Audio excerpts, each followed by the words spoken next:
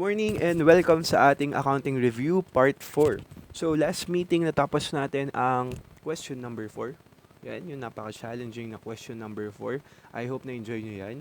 And yan na yung pinaka last part ng ating problem solving multiple choice questions. So this time naman, orient ko na lang kayo dun sa problem solving natin na journalizing portion naman.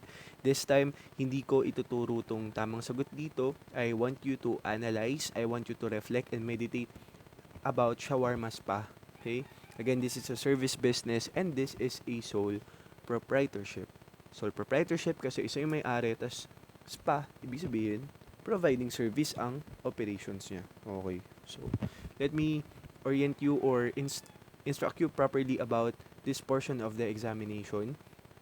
Sabi dito, problem solving. So, you need to journalize. You need to use your columnar paper and not your columnar books and not your test questionnaires. Test questionnaires or test booklets. Hindi yun ang gagamitin. You need to use your columnar paper for this portion. So, sabi niya, journalizing transactions, you need to put the following general journal header. So, ayan. You need to put the header properly, ah. So, let's see. Parang itong ginawa natin. Let's see kung nag-comply ba ako na maayos. So, parang ganito yung ginawa, parang ganito yung gagawin natin if you will encounter this kind of instruction. Sabi niya, you need to provide the date, ito yun. Particulars, ito yun. The folio, ito yun. Debit and the credit. And, kung wari, sabi niya dito, if an error is committed either in figure or word, either, kung wari, ito, kahit ano dyan, kung ano mang entries yung ginawa mo, kung ano man yung sinulat mo, kung ito man yung mali, ito, cross out the error with one horizontal line and write the correct figure or word above it. Write legibly. Okay? So, paano yan? Kapag daw nagkamali ka, parang yung ginawa ko dito, di ba nagkamali ako. So, sinadya kong imali yung journal entry ko for this purpose. Okay? Ang gagawin lang is you need to cross out by one horizontal line. Di ba kanina, ang given lang naman is 800 pesos and not 800,000. So, you need to cross out this one and this one. And then you write sa taas niya, sulat mo sa taas niya 800, sulat mo sa taas niya 800. Okay? So, pagkakasyahin mo yan ha, kasi isusulat mo to only dun sa one box. So, sa isang box mo lang yan isusulat. Hindi ka pwedeng hindi mo pwedeng gamitin yung upper box na portion. Okay? Kasi, mamimislead yung readers ng journal entry mo. Okay? So, take note na rin, under shawarma spa, you need to have 11 journal entries. So, hanapin mo yung 11 journal entries dyan. Kasi kung bibilangin mo to 2, 4, 6, 8, 10, 11. So, 11 naman talaga yung transactions. At per transaction, parang binigyan ka na ng clue ng problem na 11 journal entries yan. Kasi 'di ba may mga ibang transactions that requires 2 journal entries. So dito, binigyan ka ng clue na 1 journal entry, 1 transaction lang. Okay, so may 11 transactions, may 11 journal entries yung hinihingi sa'yo ng shawarma spa. Sabi niya, the following are transactions of shawarma spa for the month of June 2017. So given na yung year, given na yung month. Okay? And also, ganito lang yan. You just take note of the similar days. Kasi 'di ba, syempre when we are writing our date, kung mare, ang date, sample natin dito, if our year is 2017, our month is June, kung nasa date ka na 26, 26, okay, sulat mo dito 26. Pero after this transaction, pag na-journalize mo na to and you will proceed to this transaction, hindi mo na kailangang isulat tong date na 26 ulit kasi it is violating the rule dun sa pagsusulat natin ng date. Okay? So, yun lang yung tandaan. Maging maingat sa date. Binigyan naman tayo ng year, binigyan tayo ng month. Ang magiging problema mo na lang if you will not comply with the proper dating requirement. Which is dapat, pag naulit na yung date, hindi mo na isusulat ulit. You just leave the space blank. Okay, and then you proceed with your journal entry sa particulars, sa debit and sa credit. Also remember, walang folio dyan sa problem na yan kasi wala namang posting process. Diba, you will just fill up your folio column once the posting process is completed. If you remember yung ating example, wait lang, hinahanap ko. If you remember, ito yung example natin dito sa last meeting. Chinekan lang natin or nilagyan lang natin ng figures ang folio. Once na na-post na natin, meaning once na naiuwi na natin yung mga amounts na yun sa mga bahay nila. Okay? Always remember, kapag walang binigay na account number yung problem, ang paggawa sa folio is only check. Pero pag binigyan tayo ng account number ng bawat account title, kuwari, ang account number ng utilities expense is 201, pag tapos mo na siya i-post, ang isusulat mo hindi na check. Dapat ang isulat mo 201. Okay? Pero since discussion natin, nung nidi-discuss ko to in the earlier or in the previous videos, wala namang binigay na account number, yung account title na to, then check lang yung gagamitin natin in filling out the folio column since tapos na ang posting process. So, ito yun. So, again, ingat lang dito sa date.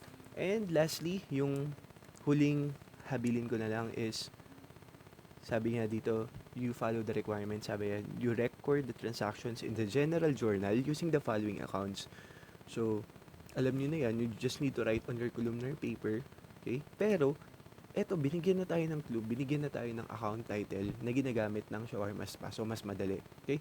So, kung mapapansin nyo, diba dati, during our discussions sa debit credit, sa pag-journalize, diba gumagamit tayo ng name, pare, drawings ang account, we need to write the last name of the person, and then, the drawings account, kung Lopez ang may-ari, at we-withdraw siya, meaning mag-uwi siya ng pera for personal use, diba, you will use the account title, debit, Lopez, drawings, and then credit cash. Pero if may binigay ng account title yung isang business, no need to use your default account titles kasi nga you need to honor the account titles na provide ng entity. So since ito may binigay na siya, hindi mo dapat ilagay ang drawings kundi withdrawals. So, take note of this, withdrawal. Binigay sa ating mga account title ni Shawarma Spa, you have the cash, the spa supplies, prepaid rent. Kaya gagamitin mo tong prepaid rent kapag nagbayad ka in advance ng rent. So asset mo pa rin yan.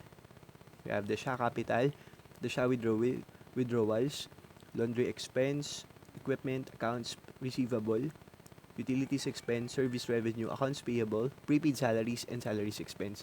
Now, the prepaid salaries, it is similar to the account advances to employees. Yung kapag merong umutang sa yung empleyado mo, yung parang hindi pa siya dapat sumeldo pero kinukuha niya na yung sweldo niya. Pero don't worry, na-perform naman na niya pero gusto niya lang kunin in advance. So, ang tawag dyan, prepaid salaries or advances to employees. At yan ay isang asset account. Okay, so mapapansin nyo, naka-shuffle tong mga binigay sa ating account titles. So, kayo na bahalang diskartehan kung paano mo ma-utilize tong clue na binigay ng problem. And also, tandaan nyo, review natin, ang cash ay asset, ang spa supplies ay asset, ang prepaid rent ay asset, ang SHA capital, equity yan. Ang SHA withdrawal, nagpapababa yan sa equity. Okay? Tandaan nyo, class, wait lang, hinahanap ko yung ating past discussion. Okay, mapapansin nyo dun sa ginawa nating formula dito, in computing the ending balance of the equity account, ito yun. So, from the initial investment, syempre, tataas yan kapag may kita. Tama naman kasi yung kita sa may-ari mapupunta. So, magpapataas yan nung worth ng may-ari. And then, syempre, magpapababa dyan yung withdrawals ng may-ari. Syempre, kinuha niya na yung perang nakaalat sa kanya. Then, bababa na dapat yung worth niya dun sa business. Yung stake niya dun sa business. And, that will be the formula in computing the ending balance of the equity. Okay? So, na-review na natin tong video na to. We've discussed this before. Nire-review lang natin siya. Just take note that nagpapababa ng equity ending balance ang withdrawals. So, pasok pa rin yan sa drawings. Okay? Ito yan. So, again, SHA capital is under the equity. Kung dealer ang pag-uusapan, okay, hati yan sa gitna. Ang siya capital ay nasa equity. Ang siya withdrawals ay nasa drawings. Ang laundry expense, expense yan. Ang equipment ay asset. Ang accounts receivable ay asset. Ang utilities expense ay expense. Ang service revenue ay revenue. Ang accounts payable ay liability. Ang prepaid salary, sabi ko nga, these are advances to employees. Meaning, may karapatan ka na dapat makuha yung perang pinahiram mo. Pero in the actual practice, hindi natin ine-expect yung payment from the nangutang na empleyado, but dinededuct na lang natin siya sa magiging sweldo niya. So again, asset to, and salaries expense will be expense. Always remember that no discipline is enjoyable at the time it is happening. So kung nahihirapan ka sa accounting, that is normal because dinidisiplina lang kita. There is no discipline na nakakatuwa. Kasi if the discipline is very enjoyable, then everyone will enjoy discipline. But hindi naman ganun yung nangyayari. So, always remember, no discipline is enjoyable at the time it is happening. It's painful. But afterward, there will be a great and good harvest for those who are trained in this way. Always remember that lahat ng efforts mo dun sa subject ko will greatly pay off. Mag-show naman yan dun sa magiging results. Just be faithful dun sa pag-aaral and dun sa pagsusunog ng kilay. Okay? So in that ends our problem solving orientation. Again, I will not give the correct answers here. Just need to meditate and answer it by your own. Okay? Sige. Thank you.